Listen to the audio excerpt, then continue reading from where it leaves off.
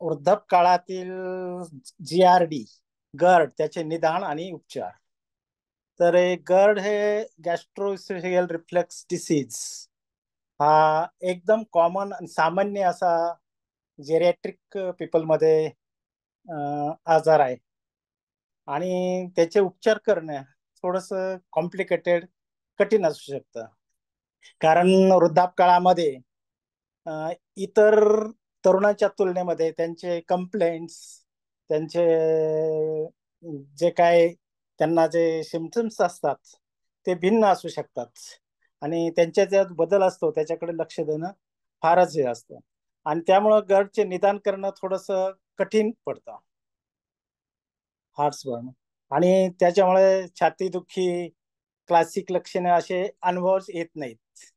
त्यामुळे त्यांना जनरली अन्न परत येणे, नंतर कधी कधी मळमळ, उलटी होणे आणि काही नॉन कार्डियाक चेस्ट पेन असे पण त्यांचे सिम्पटम्स असू शकतात. त्यामुळे वृद्धाप जेरियाट्रिक लोकांमध्ये गरची जटिलतेचे प्रमाण जास्त असतं. आणि त्याच्याबरोबर अल्सर, GI ब्लिडिंग हे पण असू शकतं. आणि त्यांच्याबरोबर त्यांचे असोसिएट इतर आजार पण असू शकतात, जसं की हायपरटेन्शन, डायबिटीज, अल्झायमर, विसराळूपणा असे असतात. आणि त्यांच्यामध्ये जी लक्षणं असतात गडची, लवकरात लवकर लक्ष देऊन त्यांच्यावर उपचार करणं फार गरजेचं असतं. त्यामुळं गरजमध्ये जी लक्षणं त्यांच्याकडून लपवली जातात, तर ती त्यांच्याकडून हिस्ट्रीमधून व्यवस्थित आपण पॉइंट आउट करावे लागतात. आणि त्याच्यामुळं योग्य निदान झाल्यानंतर गरजची जटिलता त्यांच्यामध्ये बऱ्याचशा प्रमाणात कमी होऊ शकते. आणि साधारणपणे ओल्ड पीपलमध्ये क्रॉनिक कफ हे सुद्धा एक कारण गरचं असू शकतं. कारण त्याच्यामध्ये सुद्धा त्यांना रिफ्लक्स म्हणजे खोकला असा क्रॉनिक कफ असू शकतो. आणि त्यामुळे त्यांच्या जो लक्षणाचं असतात त्याच्याविषयी त्यांच्याविषयी डिटेल हिस्ट्री घेऊन निदान करावं लागतं. आणि गरड हा इतर आजारांसारखा म्हणजे साधारण viral disease, self limiting disease नाहीच आहे. सामान्यतः त्याला दीर्घकालीन प्रॉपर ट्रीटमेंटची खूपच आवश्यकता असते. आणि त्या उपचारामध्ये साधारण लाईफस्टाईल मॉडिफिकेशन, जीवनशैलीतील बदल, औषधं, काही प्रमाणात अँटी रिफ्लेक्स सर्जरी ही सुद्धा करावी लागते. तर जीवनशैलीतील बदल म्हणजे साधारणपणे त्यांची खाण्याची हॅबिट, फूड, ट्रायगर फूड्स असतात, काही काही सायट्रस फूड, स्पायसी फूड्स, त्यांनी गरची लक्षणं वाढू शकतात. ही ते टाळली पाहिजेत. परत जीवनशैली बदलमध्ये त्यांचे जेवणाचा टायमिंग फिक्स पाहिजे.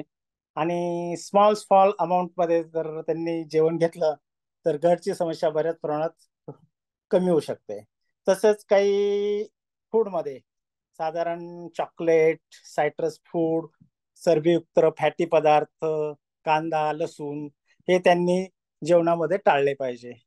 अजून लाईफस्टाईल मध्ये सांगता येईल की ओव्हरवेट, तर अतिरिक्त जे वजन असतं ते त्यांनी कमी केले पाहिजे. साधारण जेवण झाल्यानंतर शतपावली हे केली तरी बऱ्याचशा प्रमाणात गटचा प्रॉब्लेम सुद्धा सॉल्व्ह होऊ शकतो. आणि जेवणानंतर लगेच झोपलं नाही पाहिजे. आणि साधारण जेवणानंतर अर्धा पाऊण तर 1 तासानंतर झोपलं पाहिजे. झोपताना जे आपले डोक्याकडची बाजू असते, उशी, ती थोडी उंच पाहिजे. झोपताना तुमचं डोकं उंच पाहिजे. त्यामुळं रिफ्लक्स असं अन्नावर आल्यासारखं असं वाटत नाही. कारण जनरली त्यांची लक्षणं गटची वृद्धामध्ये तीच असतात की मला अन्न असं वरती आल्यासारखं वाटणं, अस्वस्थ वाटणं, गॅसेसचा प्रॉब्लेम होणं आणि पोटात दुखणे हे जनरल त्यांचे हे राहतात, लक्षणं असतात. तसंच तंग कपडे नको आहेत. तंग कपडे घातले नाही पाहिजे. जास्त प्रमाणात धूम्रपान, टोबॅको किंवा मग अल्कोहोल हे सुद्धा नको आहे. आणि जे ऍट टाइम जे आपण पूर्णपणे जेवण घेतो ते न घेता थोडस दोन घास कमी म्हणतो आपण, तसंच जेवण केलं पाहिजे. छोट्या छोट्या पार्ट मध्ये जेवण घेतलं पाहिजे. आणि लेट नाईट फूड, जे साधारणपणे वेळ फिक्स केली पाहिजे.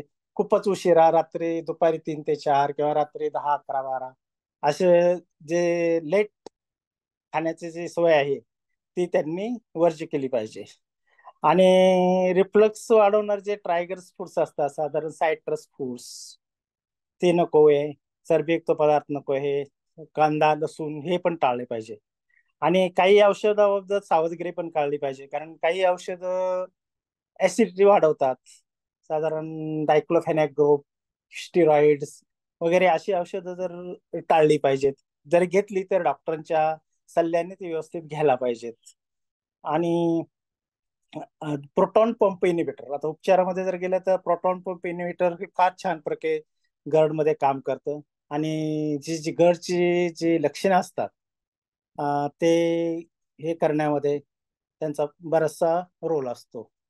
वृद्ध व्यक्तीमध्ये असे असले तर सर्जिकल जे असतं ओसोफेजल स्फिंक्टर, तिथे पण ही लास्ट स्टेजला जवळजवळ बहुतेकांना गरज पडत नाही, पण ज्यांच्यामध्ये काहीच याचा परिणाम होत नाही मेडिसिनचा किंवा लाईफस्टाईल मॉडिफिकेशनचा, आणि सारखंच त्यांना रिगरगेटेशनचा खूपच प्रॉब्लेम येत असेल, तर सर्जरी, शस्त्रक्रिया हा एक पर्याय असू शकतो असं. आणि उपलब्ध औषधं जे चालू आहेत, पीपीआय वगैरे, त्यांनी जर परिणाम दिसत नसेल किंवा गडच्या खूपच गंभीर समस्या होत असेल, तर मग सर्जिकल आपण पर्याय सुचवू शकतो त्यांच्या जीवनास. आणि त्याच्यामुळं त्यांच्या लक्षणाचं व्यवस्थित जर आपण हे मॉडिफिकेशन करून किंवा व्यवस्थित ट्रीटमेंट दिली, तर गरड हा त्यांना हा सुसह्य होऊ शकतो असंच. बाकी दुसरं सांगायचा प्रॉब्लेम हे म्हणजे अं, बहुतेक वृद्धामध्ये हा गरड हा प्रॉब्लेम असतोच असतो. जर त्यांनी लाईफ मॉडिफिकेशन केलं, व्यवस्थित मेडिसिन घेतली आणि थोडाफार योगा किंवा एक्झरसाईजचा जर जीवनशैलीमध्ये जर केलं आणि डॉक्टरांच्या सल्ल्यानुसार व्यवस्थित फॉलोअप आणि टॅबलेट घेतलं, तर त्यांचा नंतर नक्कीच सुसह्य होऊ शकतो.